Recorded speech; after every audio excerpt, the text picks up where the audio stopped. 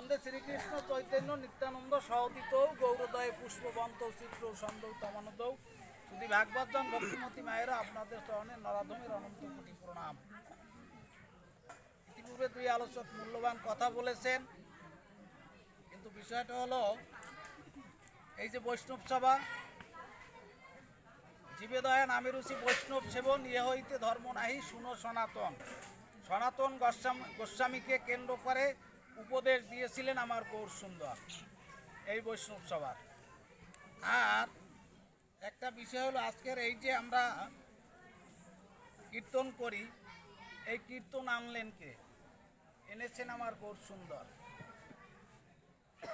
যে ধন ছিল গোলকে গোপনে, অনর্পিত চরিং চিরাত করুণায় অবতীর্ণ কলৌ, সমর পয়তু উন্নত উজ্জ্বল রসম স্বভক্তি শ্রিয়ম হরিপুরট সুন্দর দূতি সদা হৃদয় কন্দরে স্ফুরতুবা শচীনন্দন। তাহলে এই যে গোলকের যে ধন ছিল অনর্পিত প্রেম ধন, সেই অনর্পিত প্রেম ধন কলির পাপহত জীবকে উদ্ধার করার জন্য, মুক্ত করবার জন্য জীবের দ্বারে দ্বারে নিত্যানন্দকে নিয়ে বিতরণ করলেন। এখন ইতিপূর্বে যে একখানা গান হয়েছে, এলো এক সোনার মানুষ কাটোয়ায়, অনেকেই আমরা বুঝতে পারছি, আবার অনেকেই আছেন হয়তোবা কাকে নিয়ে এই গানখানা অনেকেই বুঝতে পারেননি। এলো এক সোনার মানুষ কাটোয়ায়, এই সোনার মানুষটি কে? সবাই কি আমরা বুঝতে পারছি? এই সোনার মানুষ হলো কে? ওই নিমাই। নিমাই যখন সন্ন্যাস নিলেন, কথা বললে হবে না, সন্ন্যাস নিলেন কার কাছে? কেশব ভারতীর কাছে। কত বছর বয়সে? 24 বছর বয়সে সন্ন্যাস নিয়ে যখন বের হয়ে গেলেন, যখন ওই যমুনার তীর ধরে যাচ্ছিলেন, তখন ওই যে গুপিরা, এরা যে ঘাগরি নিয়ে মানে কলসি নিয়ে জল আনতে গিয়েছিল, তারা ওই রূপ কটাক্ষে একবার কি করে মানে দর্শন করে, এক চোখের এক পলক দর্শন করে তারা সব কি হয়ে গেল?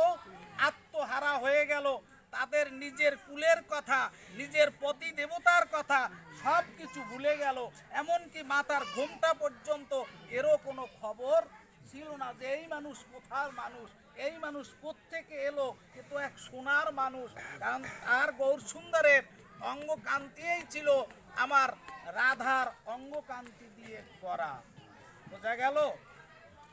আচ্ছা, তাইলে এখন ওই যে একটা ইসে আছে, সখীকে বলে গৌরাঙ্গ ভালো, বাহিরে উয়ার সোনালী বরণ, ভিতরে কেবল কালো। বাহিরটা সোনালী বরণ, কারণ রাধার বরণ, ভিতরে কালো কৃষ্ণের বরণ, বা ভিতরে কৃষ্ণ, অন্তরে কৃষ্ণ, বাহিরে গৌরাঙ্গ। এই দুই অঙ্গে মিলিত হয়ে হলো এক অঙ্গ, যার নাম হলো কি? গৌরাঙ্গ। তাহলে উনি এলেন কখন? 1486 খ্রিস্টাব্দে ফাল্গুনী দোল পূর্ণিমা তিথিতে দিবাগত সায়ন্নকালে। আচ্ছা, কোথায়? নদিয়ার উদয়গিরিতে শচী মাতা সিন্ধু থেকে, শচী সিন্ধু থেকে এই আমার নিমাই চাঁদের আবির্ভাব হলো।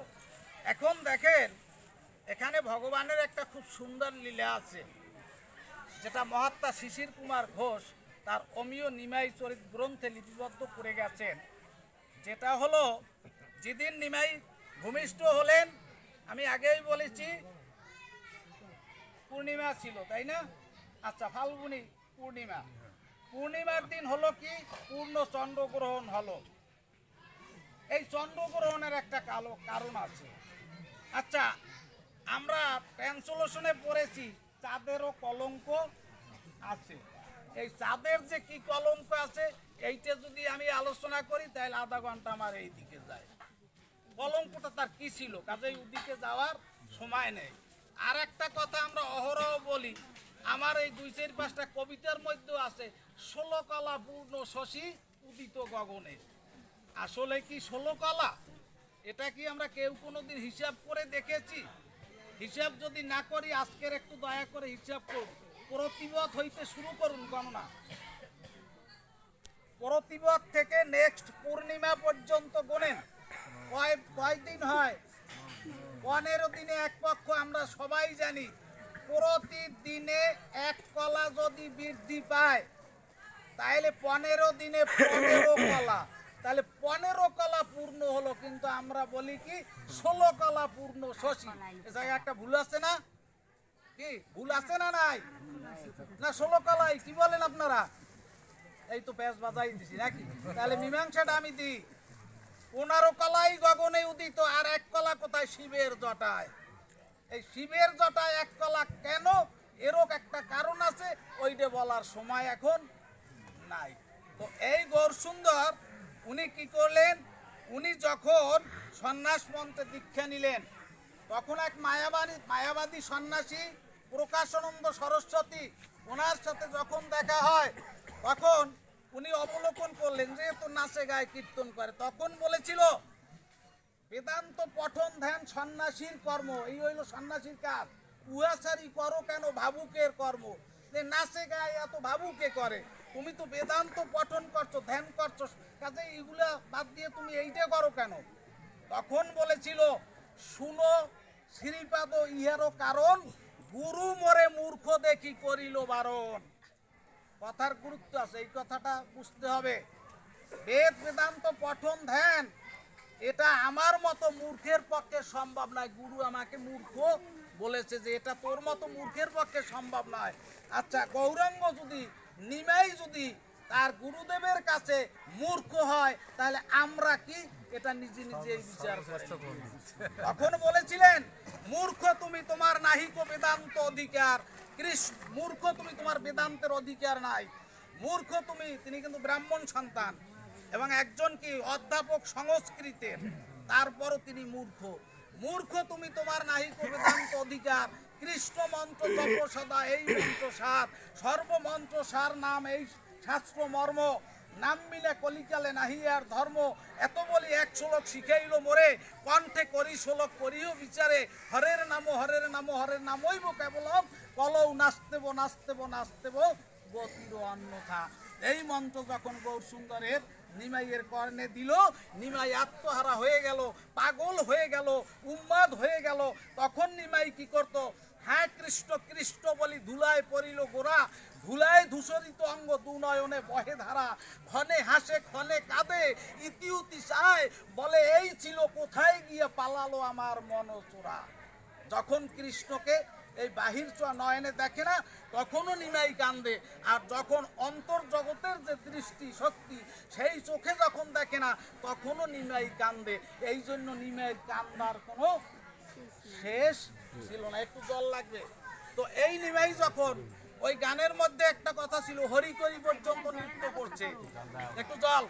দক্ষিণ ভারতের ঝাড়খণ্ডের মধ্য দিয়ে যখন পার্শ্বদের নিয়ে কীর্তন করতে করতে যাচ্ছিলেন, তখন মানে কি বলে সাপত সংকুলই আপনার জঙ্গল, সেখানে হিংস্র প্রাণী আছে। তখন কি হয়েছিল? ওই কীর্তন শুনে সামনে এসে কি দাঁড়িয়েছিল? সিংহ আর বাঘ দাঁড়িয়েছিল। নিমাই যখন বলেছিল বলো হরে কৃষ্ণ হরে কৃষ্ণ, ওরা তখন নয়ন জলে ভেসে ওদের সামনের ওই পা দুটো দাঁড়িয়ে নিমাইয়ের সঙ্গে সঙ্গে কীর্তন করেছিল, আর নিমাইয়ের সঙ্গে তালে তালে নৃত্য করেছিল।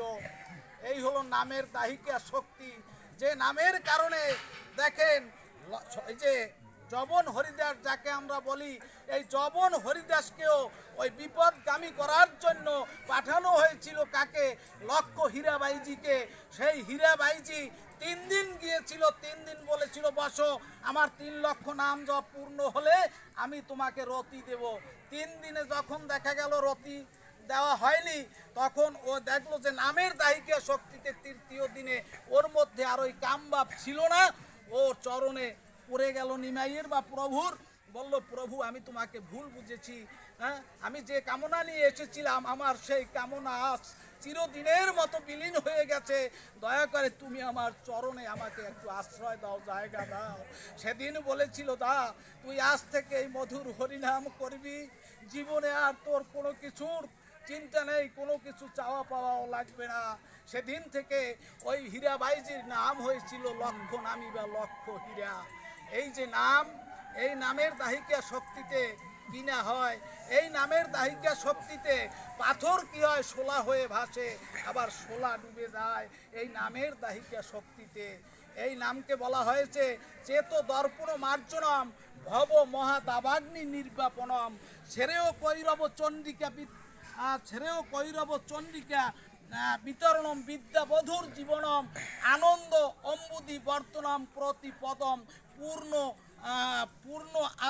পূর্ণ আত্মস্নাপনম বিজয়তে শ্রী সংকীর্তন। বলা হয়েছে নামকে চেত দর্পণ মার্জনম। আমাদের ঘরে প্রত্যেকের আয়না আছে, আয়নাটা যদি কি হয় ময়লা জড়ায়, আমরা ওটাকে একটা পরিষ্কার ন্যাকড়া দিয়ে কি করি মুছে পুছে একটু পরিষ্কার করি। আমাদের এই যে চিত্তরূপ দর্পণ আছে, এই প্রত্যেকের চিত্তরূপে এমনি করে ময়লা জমে আছে। এই ময়লাকে সাবান ছোড়া দিয়ে আমার বাহিরের যে দেহ ত্বকটা আবরণটা, বাহিরের যে আমার বেশভূষা, এটাকে আমি সাবান ছোড়া দিয়ে পরিষ্কার করতে পারবো, কিন্তু আমার অন্তরে আমার মনের মধ্যে আমার চিত্তরূপ দর্পণে যে ময়লা জমে আছে এটাকে একমাত্র নামরূপ সাবানের দ্বারা মার্জন করা যাবে, পরিষ্কার করা যাবে, এছাড়া আর কিছু নেই। বিদ্যারূপ বধূর জীবন স্বরূপ হলো এই কি নাম। আচ্ছা, শ্রেয় কৈরব চন্ডিকা বিতরণ, এটা কি করে? কৈরব চন্ডিকা, কৈরব মানে নিখাত, যার মধ্যে কোনো খাদ নেই, সেই চন্দ্রের আলোর মতো সুশীতল যে আলো, সেই আলো দানকারী হলো আমার এই কি নাম।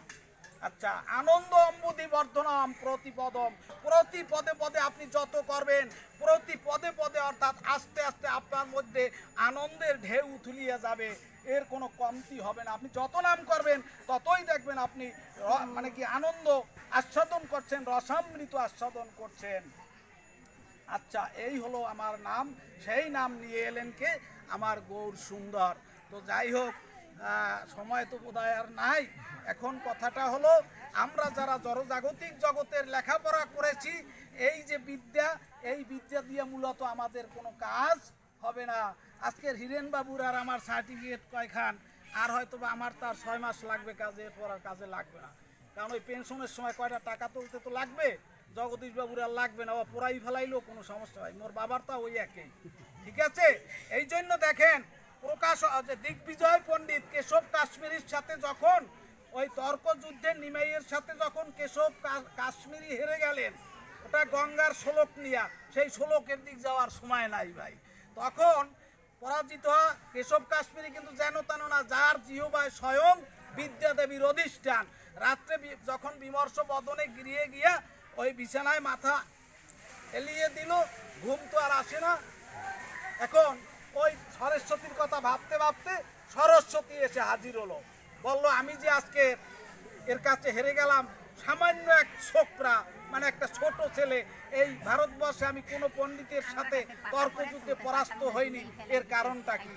তদুত্তরে আমার সরস্বতী বলেছিল যে তুমি আজকের যার কাছে হেরেছো, ওরে বোকা, এটা হারা নয়, তোমার জীবনের সবচেয়ে চরম পাওয়া পরম প্রাপ্তি। তুমি আজ ভগবান গৌর সুন্দরের দর্শন দিয়েছো, তোমার জীবন সুপ্রসন্ন, ভাগ্য সুপ্রসন্ন। তখন আমার গৌর সুন্দরের চরণে যখন পড়ে গেল, ওকে উঠিয়ে আলিঙ্গন করলো আর বলেছিল ওই কেশব কাশ্মীরি পণ্ডিতকে যে দিক বিজয় করিব বিদ্যার কার্য নহে, ঈশ্বরে ভজিলে সেই বিদ্যা কহে, সেই সে বিদ্যার ফল জানিও নিশ্চয়, যদি কৃষ্ণ পদে চিত্তবৃত্ত রয়। আমরা যে যতই বিদ্যা ধন দৌলতের বাহাদুরি করি না কেন, এটা কিছু না, একমাত্র যদি সেই গোবিন্দর চরণে আমার মনটাকে সমর্পণ করতে পারি, গোবিন্দর চরণে যদি একটু মন তুলসী নয়ন জল দিতে পারি, সেটাই হবে আমার এই বিদ্যার মধ্যে সবচেয়ে বড় বিদ্যা। হরে কৃষ্ণ। অনেক কথা বলেছি, সময় নেই, তবে সবার কাছে আমার প্রত্যাশা এই নাম যেন আমাদের সবার পাথেয় হয়। আর একটা হলো ওই হরিনাম আর কৃষ্ণ নামের মধ্যে কোনো পার্থক্য নেই, কেননা হ কারে কৃষ্ণ, রি কারে আদ্যা শক্তিময়ী রাধা, হরি শব্দের মধ্যে যুগল রূপে রাধা কৃষ্ণ বাধা। এই হরি শব্দের মধ্যেও যুগল রূপে রাধা কৃষ্ণ বাধা। লীলামৃত গ্রন্থে আছে হরিবোলা সাধুদের ভক্তি অকামনা, তন্ত্র মন্ত্র নাহি জানে কেবল ব্রজ উপাসনা। কাজে এই হরিনাম কৃষ্ণ নাম নিয়ে যেন আমরা কোনো দ্বন্দ্ব না করি, এটা সবার চরণে মিনতি রেখে আমি আমার আলোচনা শেষ করছি। জয় জয় রাধা কৃষ্ণ।